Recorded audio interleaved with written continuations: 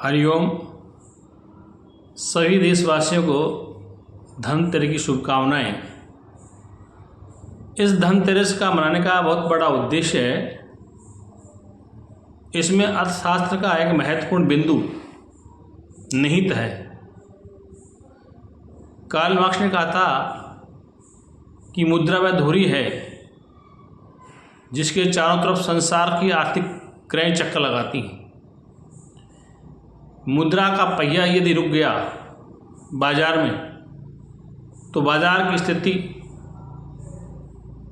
बेकार हो जाती, अर्थात अर्थव्यवस्था चरमरा जाती, व्यापारिक लेन देन चरमरा जाता है और देश की अर्थव्यवस्था खराब हो जाती है। इस धनतेरस के पीछे एक बहुत महत्वपूर्ण लॉजिक यह है कि बाजार में जाइए, वस्तु क्रय कीजिए, वस्तु के बदले आप रुपया पैसा दीजिए, डॉलर दीजिए, रुपया दीजिए, दिनार, पाउंड, स्टर्लिंग, जो भी आपकी देश की मुद्रा है तो व्यापार में जाएगी।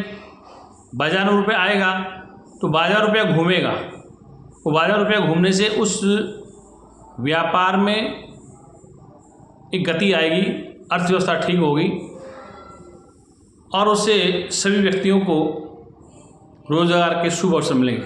जैसे इस दीपावली अवसर पर जो भी सनातनी लोग हैं या जो बौद्ध धर्म के मानने वाले लोग हैं, बुद्धिस्ट लोग कहते हैं कि आज के दिन भगवान बुद्ध अपना बौद्धित्व प्राप्त करके जब नगर में लौटे तो उनके पिता महाराजा सुदोधन ने उनके स्वागत में दीप जलाए थे। ये उनकी मान्यता है। अब दीप जलाने का तात्पर्य दीप कौन बनाता है? देश का एक कमज़ोर वर्ग जो जिसे हम कहते हैं प्रजापति वर्ग, वो मिट्टी के बर्तन बनाता है, दीप बनाता है, तो उसके घर में पैसा आता है, उसके बच्चों को भी लालन पालन होता है। ऐसे सनातन लोग कहते हैं दीपावली का महत्व ये है कि उस दिन भगवान राम अयोध्या से जीत के आए थे और अयोध्या में दीप जलाए थे। वहाँ भी दीप जलाए गए थे, यहाँ भी दीप जलाए गए थे। मतलब बौद्धिस्ट लोग भी दीप की बात करते हैं, हम सनातन लोग की दीप जलाने की बात करते हैं। तो दीप जब प्रज्वलित होता है, दीप जब प्रज्वलित होता है तो उस दीप में मिट्टी जो की गई है, उस मिट्टी का कार्य एक कुम्हार के पास है, वो दीप बनाता है, सकोरा बनाता है, अपना व्यापार करता है, घर गृहस्थी चलाता है। ऐसे में जो तेल पड़ता है, दीप जलाने में तेल या घी होगा, जो भी हम डालते हैं द्रव्य पदार्थ, उसको बनाने वाला तेली तमोली भी मशीन से तेल बनाता है, वो बाजार में बेचता है, उसे घर में आमदनी होती। दीपक में रुई लगती है तो कपास की खेती करना किसान भी कपास बेचता है, उस कपास से ही उसका दीप में जो बत्ती होती उसकी बत्ती बिकती है, आज के दिन उसका व्यापार चलता है। प्राचीन काल में जब बिजली का आविष्कार नहीं था उस समय दीप मालाएं जलाए जाते थे। हर किसी मजहब में, विशेषकर से हमारे सनातन में, बौद्धिस्ट में, जैनियों में भी और ईसाई में भी कैंडल जला जाता है। ये कैंडल बहुत बड़ा बात का आविष्कार है कि प्राचीन काल में जब कैंडल नहीं था, जब बिजली का आविष्कार नहीं था तो दीप जलते, और दीप का मतलब मिट्टी में जो मेहनत करने वाली व्यक्ति है उसको पैसा मिलता था, जो मशीन से कोल्हू में तेल निकालता था उस व्यक्ति को पैसा मिलता था, और जो कपास से रुई पीनता है किसान है या रुई पीने वाला व्यापारी, उसको पैसा मिलता था। तो कुल मिला के बाजार में पैसा घूम रहा है। बाजार में पैसा घूमने से देश के प्रत्येक नागरिक को उसमें पैसे का हिस्सा मिलता है, इससे देश की अर्थव्यवस्था ठीक होती है।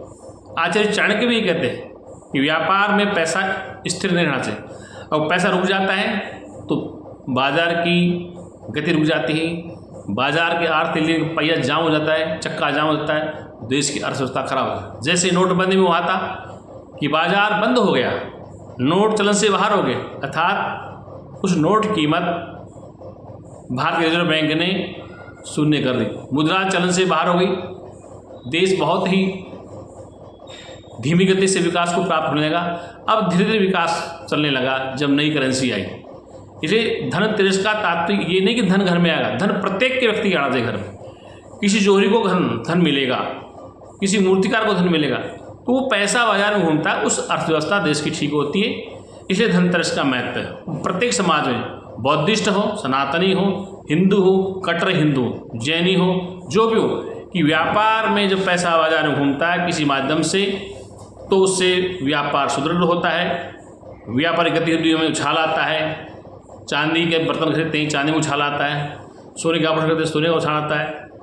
स्टील के बर्तन खरीदते हैं, स्टील उछाल आता है। तो जो स्टील बिक रहा है, चांदी बिक रही है, सोना बिक रहा है, मिट्टी के दीपक बिक रहे, घी बिक रहा है, तेल बिक रहा है, रुई बिक रही, उसमें अर्थव्यवस्था घूमती है। उस अर्थव्यवस्था में प्रत्येक भारत के नागरिक का हिस्सा होता है। इसलिए धनतेरस का बड़ा आर्थिक महत्व है। और इसमें कार्ल मार्क्स ने स्पष्ट कहा था, मैं कार्ल मार्क्स का समर्थन करता हूँ, कि मुद्रा वह धुरी है जिसकी चारों तरफ देश की आर्थिक क्रय चक्कर लगाती। मुद्रा को रोकना नहीं चाहिए, मुद्रा चलन में चलते रहना चाहिए। मुद्रा का एक जगह संग्रह करते हुए भी ठीक नहीं है, जैसे आपातकाल आ जाता है। ठीक इस प्रकार से मुद्रा अपनी आमदनी के हिसाब से खर्च करनी चाहिए। यदि आपके पास आमदनी नहीं है तो मुद्रा का संचय करना चाहिए, अधिक मुद्रा खर्च नहीं करनी चाहिए। अधिक मुद्रा खर्च करने से आपकी आर्थिक स्थिति तंग हो जाएगी, इससे आपको परेशानी है। ये धनतेरस को आप सभी लोग अपनी आय आमदनी के अनुसार ही खर्च करें, किसी की कंपटीशन न करें।